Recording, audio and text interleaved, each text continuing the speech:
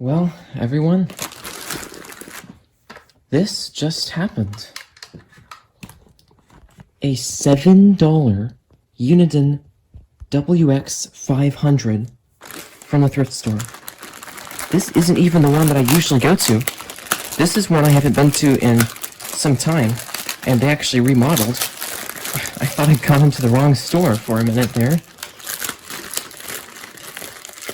I also found another radio, or weather radio that is, which was an Oregon Scientific WR3000, but I couldn't get it to pull in any signals, so I just left it there. Here it is.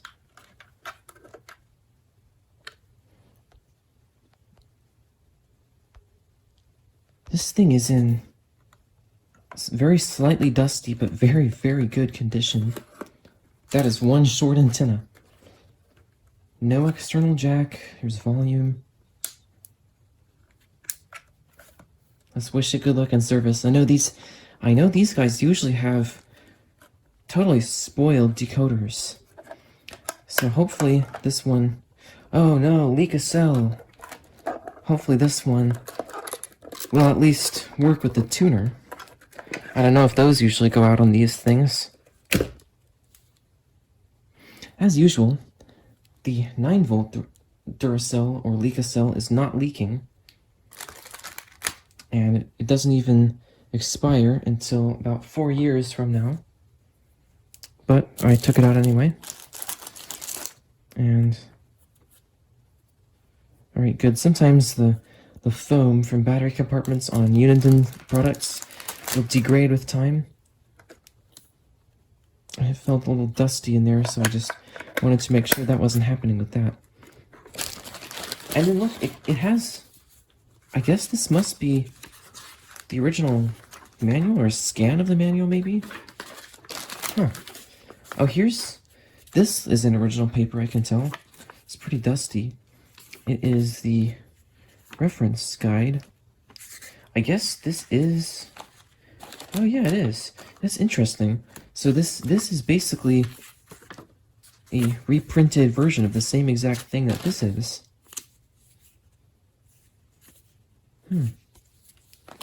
Very cool to get those both. And then we've got a paper that has some email addresses that I guess I should not be showing on video.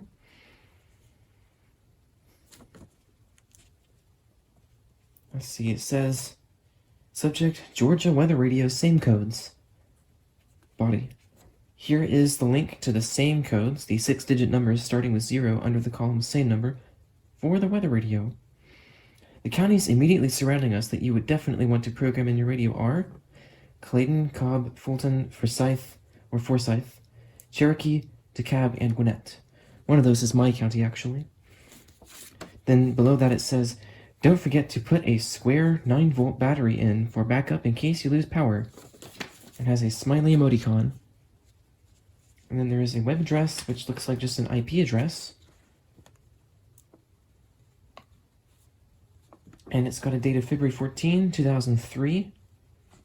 And, oh yeah, actually the date of the email itself is May 21, 2003 at 12:19 p.m. This is honestly very cool.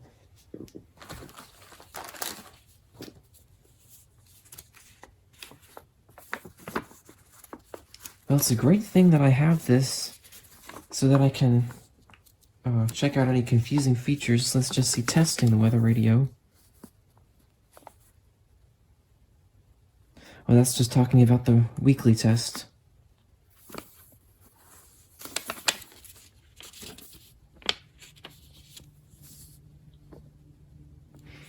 And it looks like it's got the channels numbered using the older 7-channel numbering format. So channel 1 is what we now call channel 7, channel 2 is what we now call channel 1, and so on. And then here is the AC adapter. It's kind of dusty. Let me get some of that off with this tape.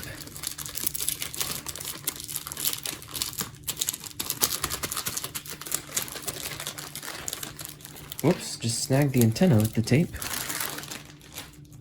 It outputs 12 volts at 300, or it outputs up to 300 milliamps at 12 volts, rather. And this radio calls for center positive, and the adapter supplies center positive. It's got a zip tie, so let me find some scissors to cut this.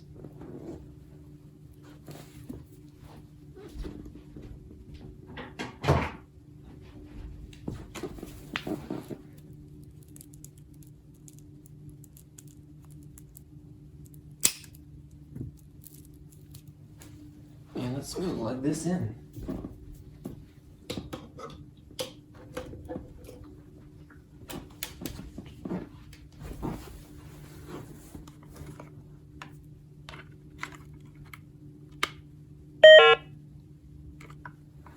Looks like the lights and speaker work.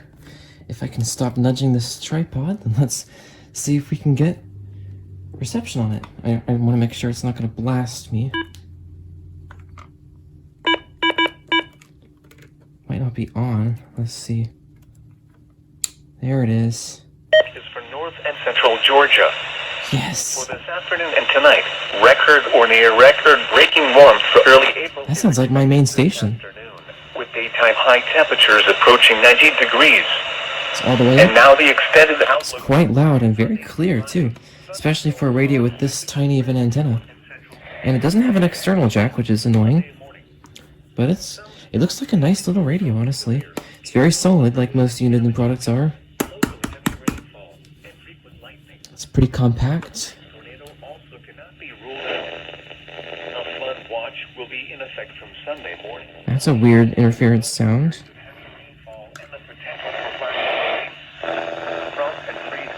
You'd expect it to have the 60 Hz frequency mixed in with the static, since that's what's usually picked up by radios as interference here in North America, but anyway. Over here, if I have the antenna, if I hold on to the antenna, okay, then it gets good reception. Mostly cloudy. Lows in the mid-60s. To 10 miles an hour. Oh, we can turn it off for now. Time. And it is currently 5:12.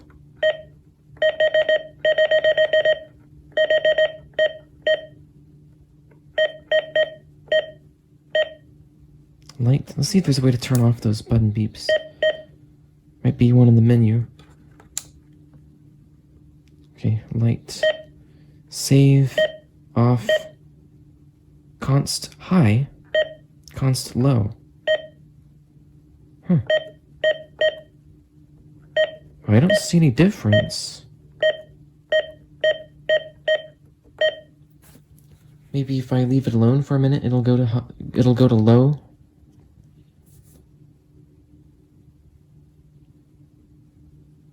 There it goes. Oh, that is great. That's very dim. So I could actually use this in my bedroom. Yeah, that's about as dim as the 12261, which means that this would be a suitable bedroom radio, I think. And then, of course, it makes the backlight get a little brighter when you're pressing the buttons. That's really cool. I'm going to keep it on that.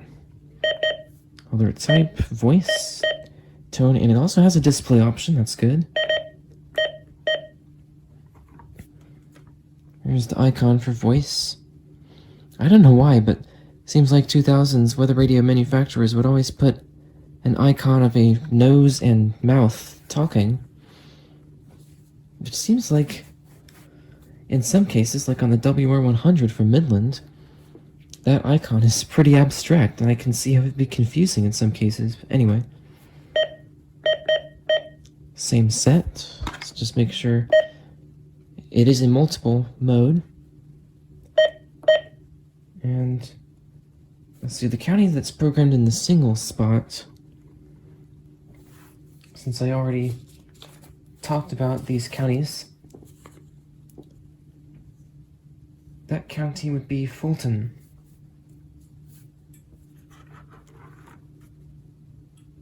And for now, I will set this to any county code.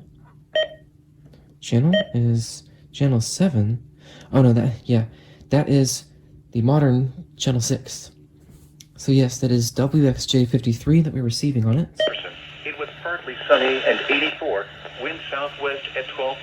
I like this volume wheel. As you can see, it sticks out a little from the sides, so you can just easily slide it. Partly sunny in the evening as a result of period. And there's KXI-22. It's getting great signal on that. Flooding.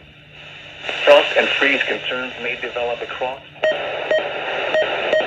Here are the 5 p.m. weather observations from around the area. At Atlanta, it was mostly sunny. The temperature was 85 degrees. Dew point 59 degrees. Relative humidity 41%. Wind south at 23 miles an hour, gusting to 36. Pressure was 30.01 inches and falling. Around Atlanta, at Chamblee. Alright, so it doesn't have the clearest reception, but it can pull in clear enough signal very easily, it seems. I'll probably replace this antenna with one of my long replacement telescopic antennas. And I'm going to put it on channel 6. Nope, channel 7, which is the equivalent of channel 6. Ah, jeez. I want it on what I know as channel 6, or basically, I'll just refer to them by the frequencies. I'm going to put it on 525, because I know that the decoders on these radios are usually not too good, and I have some other radios that already don't like activating off of 550, 162.550 megahertz, and I just want to give this the best chance that it can get.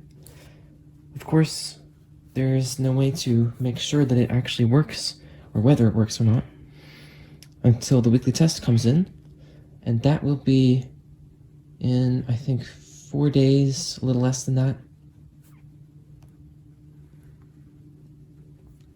So let's go back to the menu. Alarm. It's alarm clock, I guess. And that's it.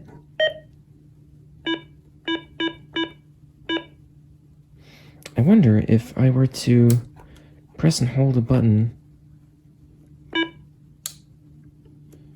Yeah, I guess it doesn't really work the same way as the Radio Shack TOF 249 and 250. I'm trying to figure out if there might be a way to do an alert test on it. Let's look at the reference guide.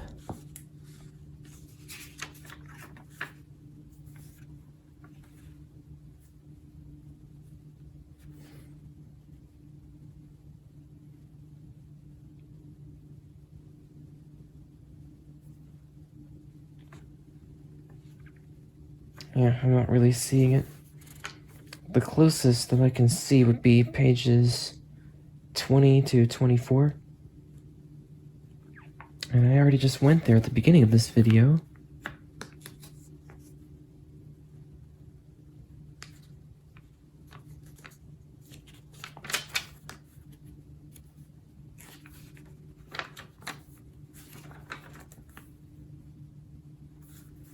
Whoops, I got the manual out of the frame. I should probably just bring this closer to the camera.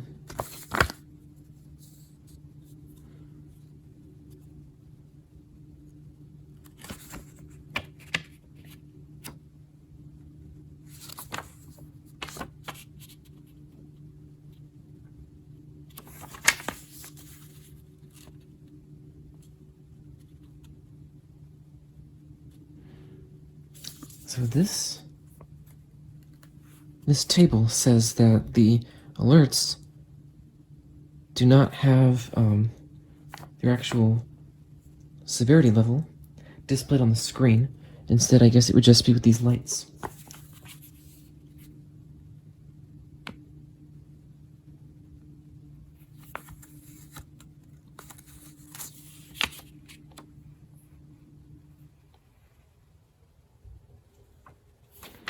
It says that the alert expiration times are limited to 6 hours in the NWS protocol, which is actually no longer true. It became no longer true about 20 years and 2 months after this radio was purchased. So hopefully that won't throw it off too much. And yeah, it just basically says you should make sure your WX500 receives these test alerts in its installed location. So, the wait is on for Wednesday. I might actually make a video showing it going off if it does successfully work.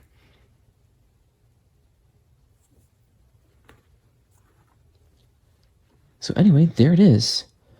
There is the Uniden WX500, a radio that I never thought I would be getting. But as it turns out, I found at the thrift store for only $7. Now, I actually did find something else there. I already mentioned the other weather radio, which was an Oregon Scientific radio, and how I left that because I couldn't get it to bring in any signal whatsoever. I guess I should have tested this as a baseline comparison, but anyway. I also got these light bulbs, which are rated for ceiling fan use, and they look to be pretty old, judging by this box. I'm not seeing a date code on here, but it looks like it would probably be from the late 90s. And these are ceiling fan rated, extended life, 1,500 hours instead of the standard 1,000. So I thought these might be good to get. And I do want to just test them to make sure they work. They have some information printed on the base, which is currently upside down. 60 watts, 120 volts. So I guess instead of being designed for a higher operating voltage, instead these might have reinforced filaments inside. So to test these bulbs, I usually use a socket that just plugs into an outlet. And I brought over this clock radio here. It has a switch-controlled outlet on the side, so that I can do that more easily. But somehow, I have misplaced that socket, so instead I'm going to use this lamp.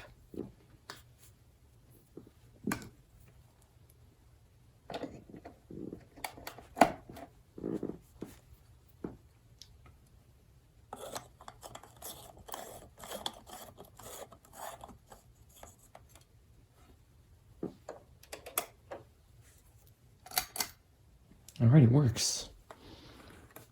Gives a nice light for this radio.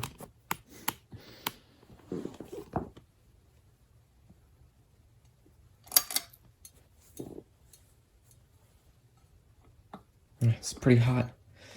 Most 60-watt bulbs can get pretty darn hot. Even the LED ones can, honestly. It's kind of ridiculous how so many light bulbs that you can buy even today are just not as efficient as they could be, or as long-lasting. And that one works too. Looks great with this green shade.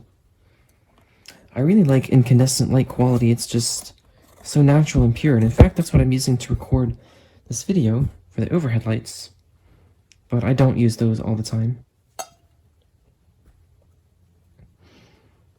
Well, okay, there is this video. That is the end of this video.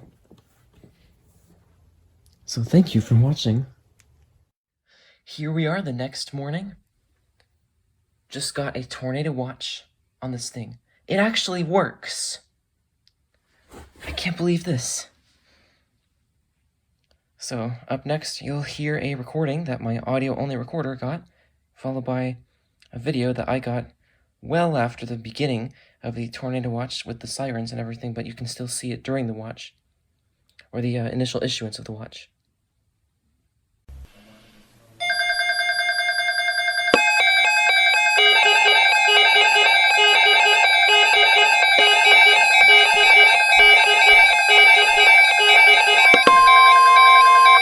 The National Weather Service has issued Tornado Watch number 132, effective until 7 p.m. Eastern Daylight Time. This watch includes the following county: Gwinnett, Georgia. Remember, a tornado watch means the conditions are favorable for the development of severe weather, including tornadoes, large hail, and damaging winds Yes. in and close to the watch Yes. area. While which means the conditions are favorable for the development of severe weather, including tornadoes. Listen for later statements and possible warnings. Stay tuned to NOAA Weather Radio, commercial radio and television outlets, or internet sources for the latest severe weather information. And listen for later statements and possible warnings. Stay tuned to NOAA Weather Radio, commercial radio and television outlets, or internet sources for the latest. It has EOM detection. Yes.